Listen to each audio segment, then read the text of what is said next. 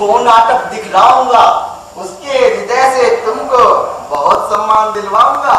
उसने ही भेजा है तुमको मुझे वहाँ बुलाने को? हाँ प्रिय तुम्हें, हाँ उसी ने भेजा मुझको तुम्हें वहाँ बुलाने को। जाओ जाओ, मुझको ना तो फुसलाओ। अरे भगवान, सभा में बैठे सुधी सुजान देंगे तुम्हें उचित सम्मान। अच्छा ऐसी बात है, तब तो मुझे सभी शेषनों का प्रसाद आज ही मिल गया। आगे पुरुष की शरण में चली आती है, ऐसे पृथ्वी भूषण महाराज श्री महेंद्र विक्रम वर्मा की रचना है ये मत्त विलास।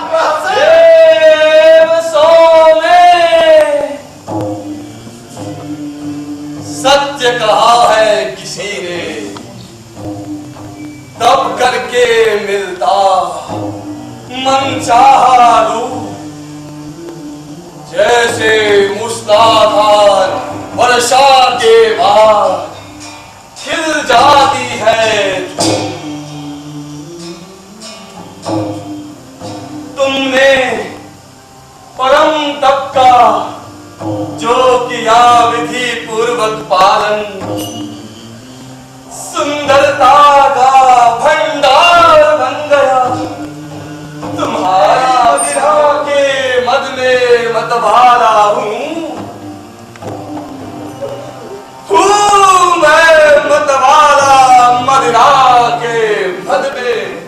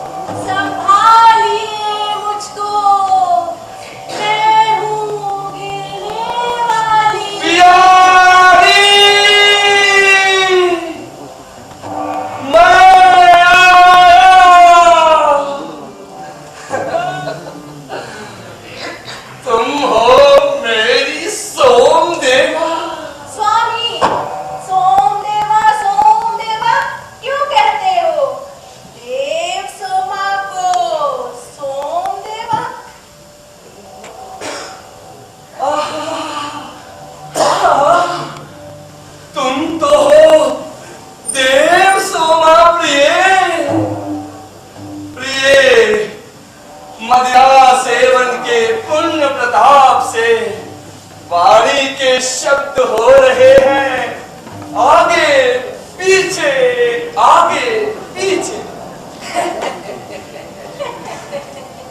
तो ये मदिरा का दोष है, तुम्हारा नहीं। सुंदर मुख देखना चाहिए, स्वभाव से सुंदर, परवेश विकृत होना चाहिए। आपकी आयु लंबी हो भगवान। नमः शिवाय, नमः शिवाय। मानव जाति को आपने दिया ये अद्भुत मोक्ष उपाय। नमः शिवाय, नमः शिवाय। धन्य स्वामी धन्य, आपने कही उत्तम वाणी, परंतु अरहत के ये अनुयायी है कैसे अनजान। मोक्ष का बतलाते हैं कुछ और ही विधान। हाँ प्यारी, उनकी दृष्टि बड़ी नवाली। कैसे कैसे? सुनो, ऐसे ऐसे कारण होता जैसा जैसा, कर्म भी होता वैसा वैसा, परंतु ऐसा मान कर दिया।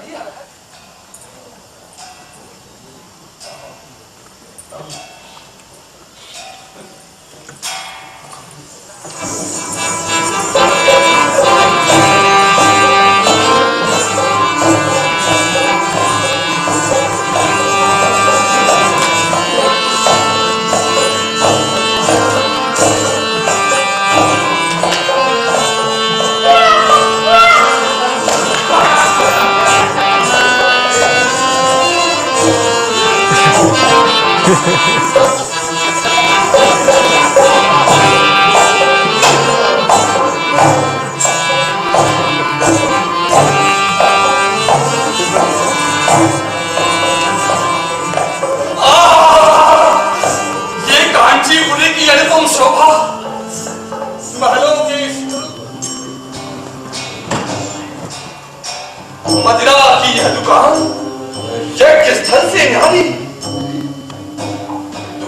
उनके झंडे का खंभा यज्ञ स्तंभ है, मदिरा है सोम रस और मदिरा विक्रेता रोहित है। मदिरा के ये प्याले पूजा के पात्र, शूली पर पका मांस हवन पदार्थ, मदिरा के मद से उन्मत्त जनों के उखड़े हुए स्वर वेद मंत्र है। इधर उधर टकराते बर्तन वाद्य यंत्र है। धन्य है ऐसे पावन यज्ञ स्थल में भिक्षा हमारे भगवान रुद्र का प्रसाद बन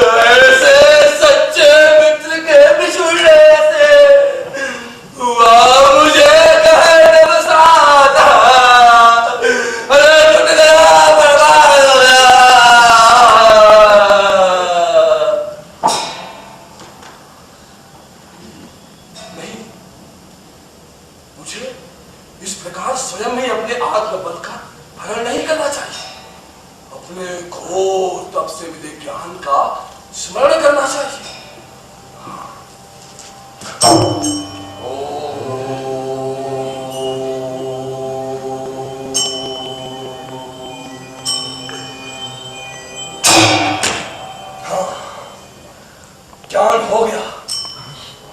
कपाल तो केवल लक्षण है, लक्षण के हट जाने से कोई व्यक्ति बदल नहीं जाता।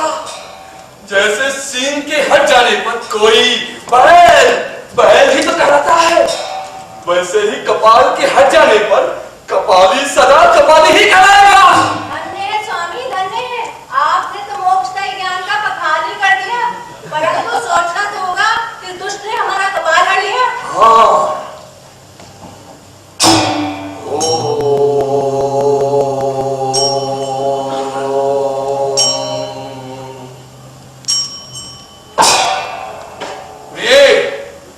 मुझे अपने दिव्य ज्ञान से ऐसा भान हो गया कि कपाल में थोड़ा सा पका मांस चिपका रह गया। इसीलिए कोई कुत्ता या ठोंगी शाक्य भिक्षु से हर ले गया। धन्य है स्वामी, धन्य है आपका दिव्य ज्ञान। आपको सत प्रणाम। ऐसा ही हुआ होगा, अवश्य ही ऐसा हुआ होगा। चलिए खोजे कांचीपुरी में, कहीं छिपकर खा रहे होंगे चिप का मांस किसी अंधेरी गली में। हाँ, उत्तम प्रिय, अति उत्तम। चलो बढ़ाओ चरणम।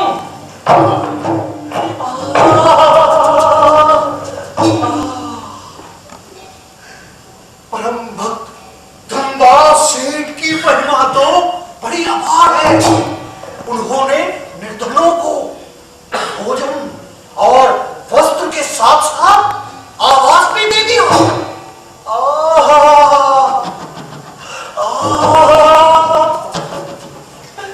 और मुझे जो मिला उसकी तो इस समस्त संसार में तुलना ही नहीं की जा सकती।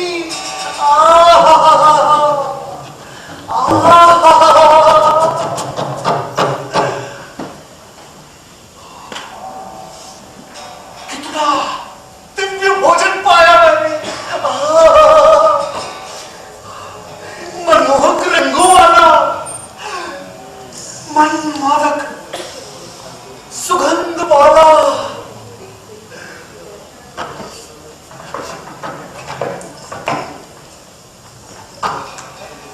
लाल प्रवाहित स्वाद वाला,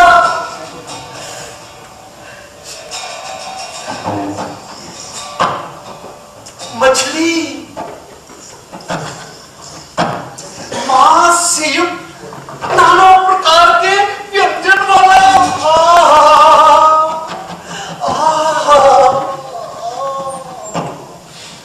गले तक भोजन ठसा हुआ है, ठसा ठस।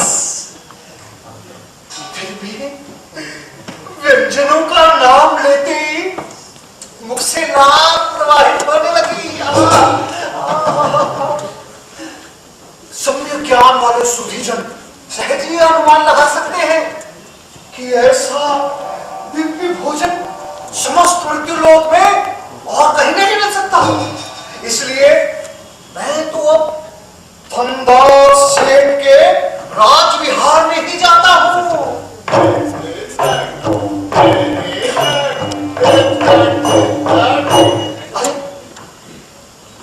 परम दयालु भगवान तथागत तो सर्वज्ञ हैं।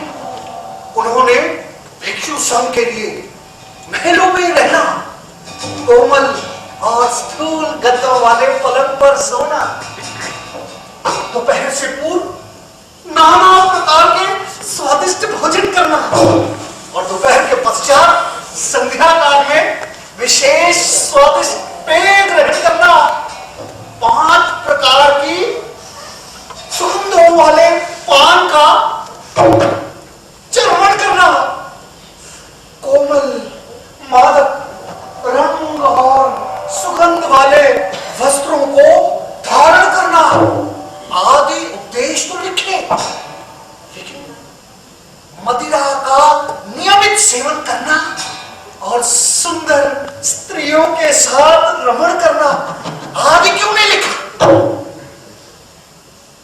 ऐसा तो हो नहीं सकता कि परम बोध को प्राप्त भगवान तथागत को सुख के ऐसे साधनों का ज्ञान ही ना हो। अतः उन्होंने तो इन सुखों का विधान लिखा ही होगा। अवश्य ही दुष्ट, कुटिल, असत और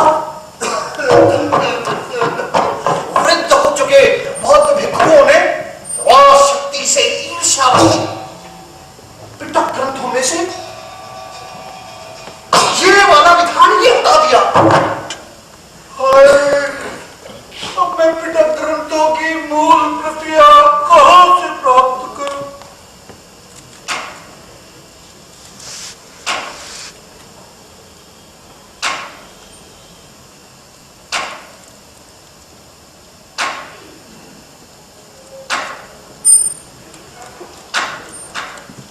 मूल प्रति मिलते ही मैं भगवान तथागत के उपदेशों को समस्त संसार में प्रसारित कर संकाकार करूंगा। देखो देखो, केवल विशेष लोगों के आने जाने की अनुमति वाले इस राजमार्ग पर चोरों की भांति लाल वस्त्र धारण करे हुए सभी अंगों को सिकोड़े काग दृष्टि से संदेह भरी चाल से जल्दी जल्दी चला जाता है।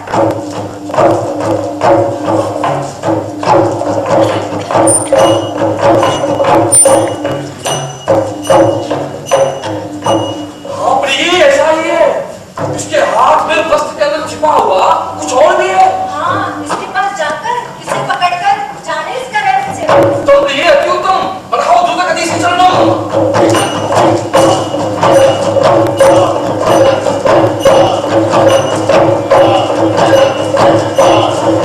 अरे भिक्षु उठा।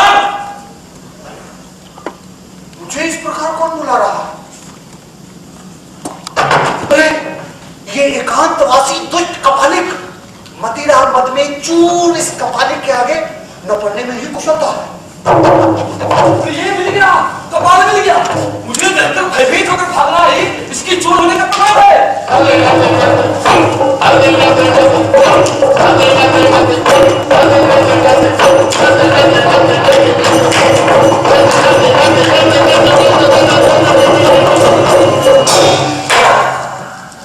अरे भूत, अब कहाँ जाता है? अरे उपासक कपाली, ऐसी कोई बात नहीं है। सुंदर रूप वाली सेविका। अरे भिक्षु, तनिक दिखा। तेरे हाथ में वस्त्र के अंदर छिपे पात्र को मुझे दिखा। क्यों? क्योंकि मैं देखना चाहता हूँ। क्यों देखना चाहते हो? मैं ये जानने के लिए देखना चाहता हूँ कि इसके अंदर देखने योग्य क्या है। इसमें देखने योग्य कुछ भी नहीं है। ये तो भिक्षा पात्र है। भिक्षा पात्र के अंदर क्या देखने योग्य है, मैं ये जानना चाहता हूँ। भिक्षा पात्र में भिक्षा के अतिरिक्त और क्या हो सकता है? आप ही बताएं। इसीलिए तो देखना चाहता हूँ। अरे उपासक कपाली, ये उचित नहीं है। भिक्षा पात्र को छिपाकर ही ले जाना चाहिए। अच्छा, तो इस प्रकार छिपाने के लिए ही बुद्ध ने बड़ा सा वस्त्र धारण करने का उपदेश दिया है। हाँ, ये सत्य है। किंतु यह तो छिपा हुआ सत्य है। मैं वास्तविक सत्य सुनना चाहता हूँ। अच्छा, अब इतना हास्य पर्याप्त है। मेरी भिक्षा का समय व्यतीत हो रहा है, मैं चलता हूं।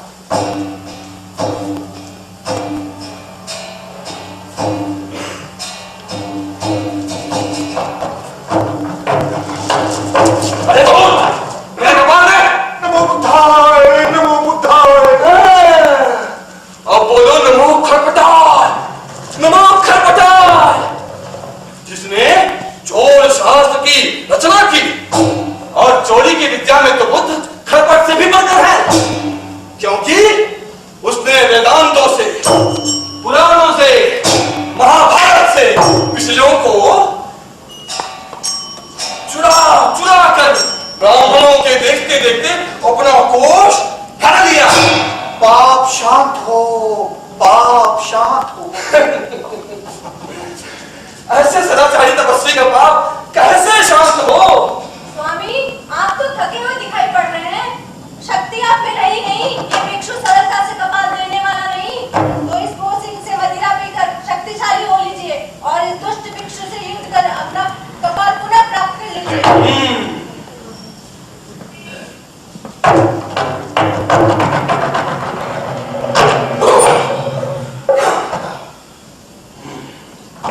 प्रिय, तुम्हें भी थकान दूर करनी चाहिए, उन्हें शक्ति प्राप्त करनी चाहिए।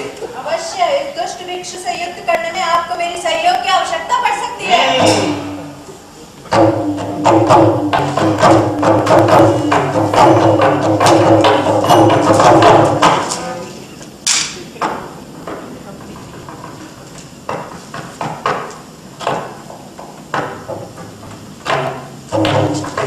प्रिय, ये हमारा अपघात करने वाला है, किंतु मैं इससे युद्ध का विचार त्याग रहा हूं। क्यों? मदिरा से शक्ति नहीं मिली तो और पी लीजिए। इस भिक्षु से भयभीत होकर युद्ध का विचार मत त्यागिए। देवी, मैं इस दीन भिक्षु से भयभीत नहीं, अभी तो इस पर दयावान हो गया हूं। हमारा सिद्धांत तो बराबर बराबर बराबर बांटने की शिक्षा देता है। इसलिए बची हुई मदिरा तो आचार्य को दे दो। जैसे भगवान की आज्ञा।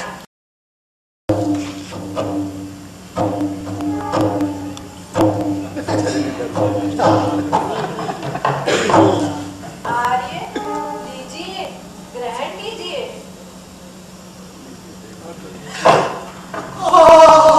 बड़ा ये सौभाग्य प्राप्त हुआ। लेकिन दोष केवल इतना है कि महात्मा लोग देख लेंगे। नहीं देवी, कदापि नहीं, हमारे लिए ये उचित नहीं।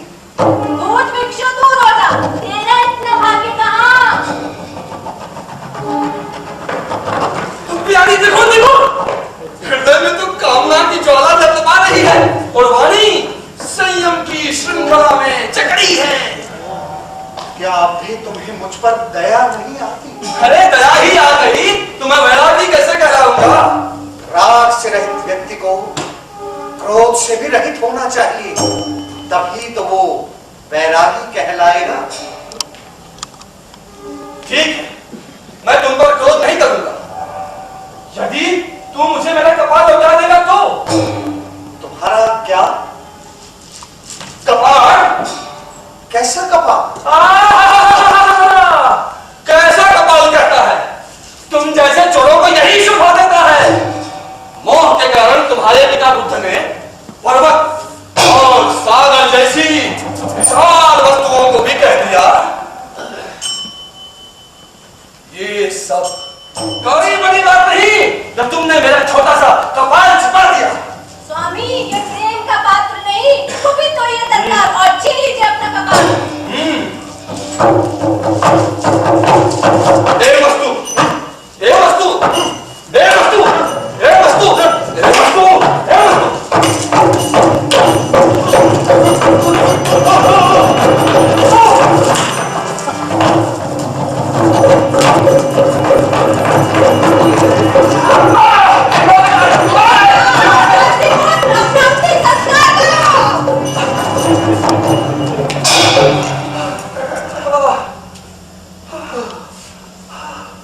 भगवान तथागत के शिखार मुंडन के कारण ही आज मैं आग धोने से बच गया।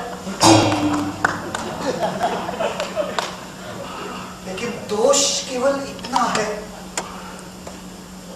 संग्रह सेविका धरती पर आहत होकर गिर पड़ी।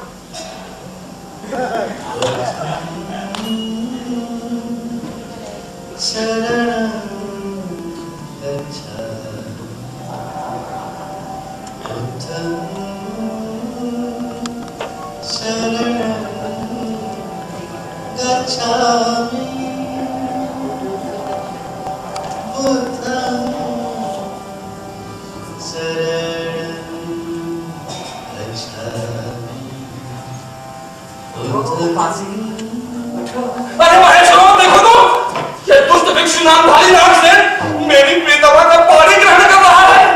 नहीं नहीं उपासक, ऐसी कोई बात नहीं है। गिरे हुओं को उठाना ही हमारा धर्म। क्या ये भी तुम्हारे सर्वज्ञ बुद्ध का धर्म है? तो पहले मैं गिरा हूं, मुझे क्यों नहीं उठाता? तेरा धर्म क्या केवल मुक्ति देना करता है? रहने दे, रहने दे। तो तेरे सिर का कपाल ही मेरी भिक्षा का कपाल बनेगा। दुखम दुखम घोर दुखम। अरे महेश्वरों, देखो तो, ये धूर्त भिक्षु नामधारी राक्षस मेरा भिक्षा कपाल चलाकर स्वयं भी चिल्ला रहा है। तो मैं भी चिल्लाऊंगा। दान के अतिरिक्त कुछ ना लेना ही हमारा शिक्षा पथ है। कभी झूठ ना बोलना ही हमारा शिक्षा पथ है। जीवों को न सताना ही हमारा शिक्षा पथ है। असमय भोजन न करना ही हमारा शिक्षा पथ है। अब मैं ऐसी महान शिक्षा देने वाले भगवान तथागत की शरण में जाता।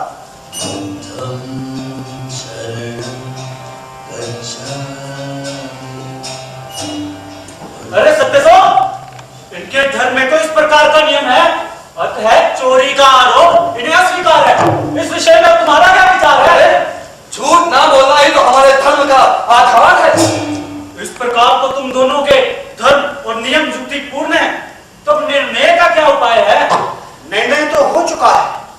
मैं झूठ नहीं बोल सकता। भगवान बुद्ध के उपदेशों को प्रमाण मानने वाला किसी के मदिरा पात्र को कैसे हाथ लगा सकता है? बुद्ध के प्रमाण मान लेने से सत्य का प्रमाण नहीं मिल जाता। हाँ, प्रमाण तो वही होता है जो दिखाई पड़ता है। आपके पास दिखाई देने वाला क्या प्रमाण है? स्वामी, इसके हाथों में वस्त्र के अंदर छिपा हुआ कपाल है। हाँ, दिखाइए कपाल। क्या आपने सुना नहीं? ये कपाल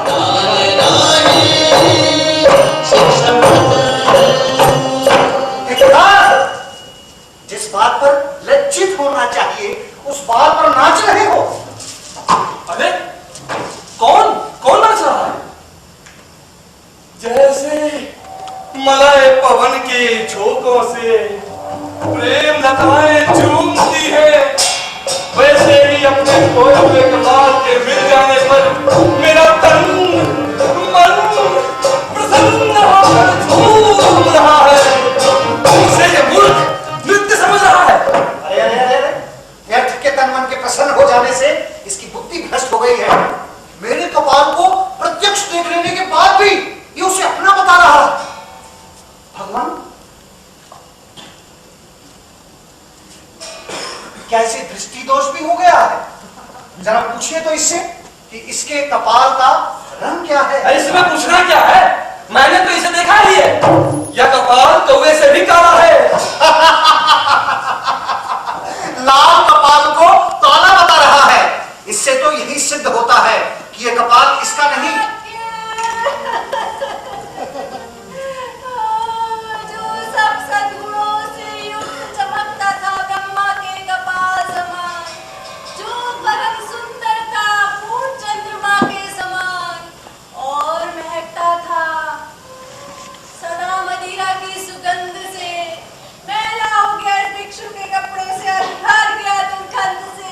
छी छी छी छी, आय आय टूट गया मेरा भाग्य। प्रिय, दुखी मत हो। ये कपाल पुनः पवित्र हो जाएगा। जैसे महान लोग कितने भी पाप कर लें, प्रायश्चित के द्वारा पुनः पवित्र हो जाते हैं। ये तो बेचारा निर्जीव कपाल है जो भगवान शिव ने ब्रह्मा का सिर काट दिया और फिर प्रायश्चित का महाव्रत कर स्वयं को पाप मुक्त भी कर दिया। जो देवराज इंद्र ने वज्र के पुत्र तृषिरथ को पाप किया और फिर सौयज्ञों द्वारा पाप शांत कर। इस विवाद का निर्णय करना अब मेरे लिए असंभव है, इसलिए अब न्यायालय की शरण में जाना ही उचित है। न्यायालय में हमारा कहाँ उपकार है? रहने दीजिए, इस कपाल को नमस्कार है। ऐसा क्यों कहती हैं देवी? अरे न्यायालय में तो धन के भूखे न्यायकर्ता मुंह खोले बैठे रहते हैं। न्याय वही पाते हैं जो धन से उनका खाली मुंह भरते रहते हैं। इस भिक्षु के पास तो अनेक बिहारों से बटोरा हुआ अपार धन है।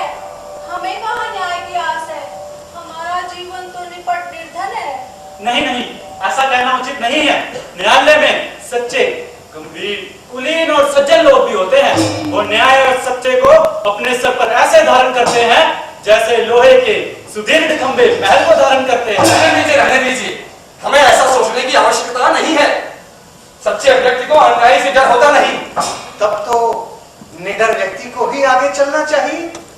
चलें? चलो।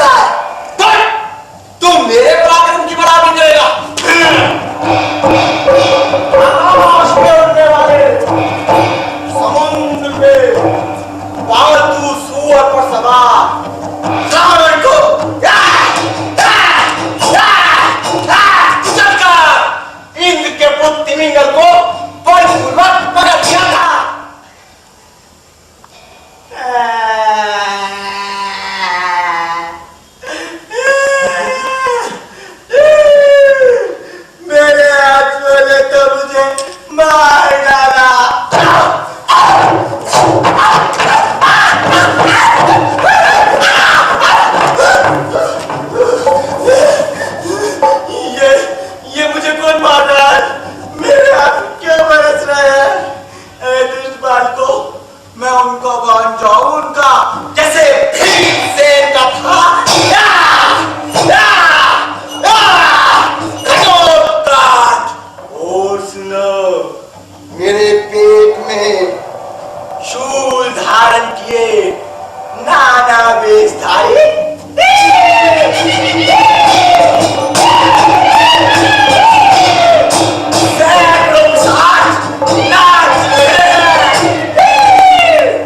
और सुनो, मैं सैकड़ों बाघों और अपने मुंह से लंबे लंबे सांपों को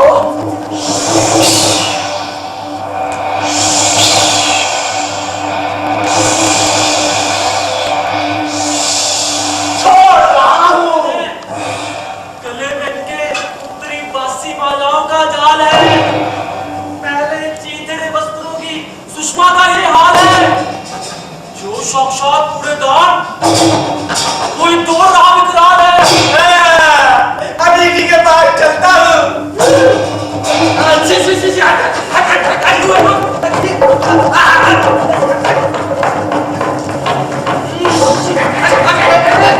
हे महासज्जन, चांदार के कुत्ते से प्राप्त इस कपाल को आप ग्रहण करें। जो योग्य उसी को दीजिए। तो फिर आप ग्रहण करें तुरंत।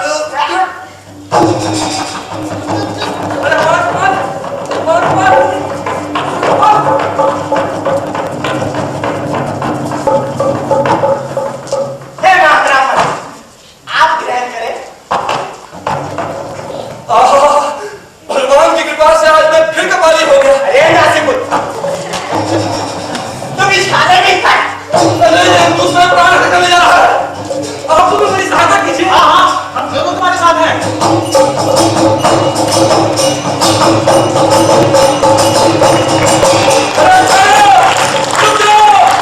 मुझे हमारा कपाल लेकर जाओ। दिखता नहीं, ये सोने का पात्र है। ऐसा सोने का पात्र किसने बनाया? इसे सुनहरे वस्त्र धारण करने वाले मेरे सुनार जीजा श्री ने बनाया।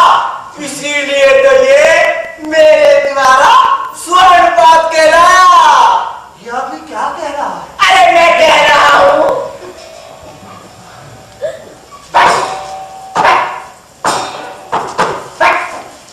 ये पात्र सोने का है।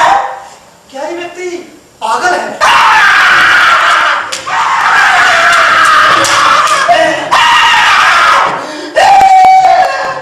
पागल जब सुनते सुनते मैं थक गया हूं, पर पागल तो कहीं दिखाई नहीं है।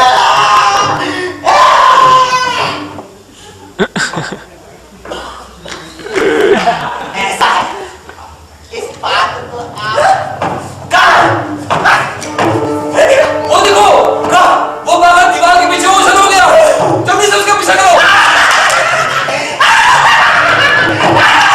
मुझे मार मिल गया, मुझे मार मिल गया, मैं प्रसन्न हो गया। मुझे मार मिल गया, मुझे मार मिल गया, मुझे मार मिल गया, मुझे मार मिल गया, मुझे मार मिल गया, मुझे मार मिल गया, मुझे मार मिल गया। अपने शत्रु पक्ष के लाभ से मैं भी प्रसन्न हो गया। मैंने अनेक वर्षों तक जो कठोर तप किया, भगवान शिव के परम भक्त पद प्राप्त किया, उसी के प्रताप से आज ये पागल दोष को कोई भय नहीं। डरता असत्य है, सत्य नहीं। इस तथ्य का प्रत्यक्ष प्रमाण आज मिल गया। बाप के मुंह से ये भिक्षु जो बच गया। अब मैं अपने मित्र की सफलता से आनंदित होकर पूर्व दिशावासी भगवान महादेव की पूजा को चलता हूँ।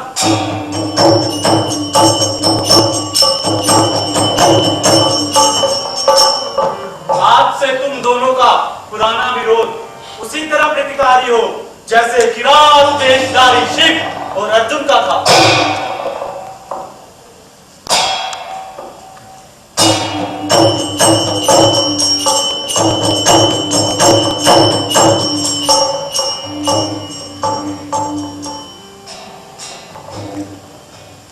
हे नारसिंह, मैंने जो अपराध किया उसे क्षमा कर मुझ पर प्रसन्न हो जाए। मैं तो तुम्हारी सफलता से पहले ही प्रसन्न हूँ। अब और कैसे प्रसन्न हूँ? यदि आप प्रसन्न हैं तो मुझे और क्या चाहिए? अब मुझे चलना चाहिए। पुनः दर्शन दीजिएगा। तथा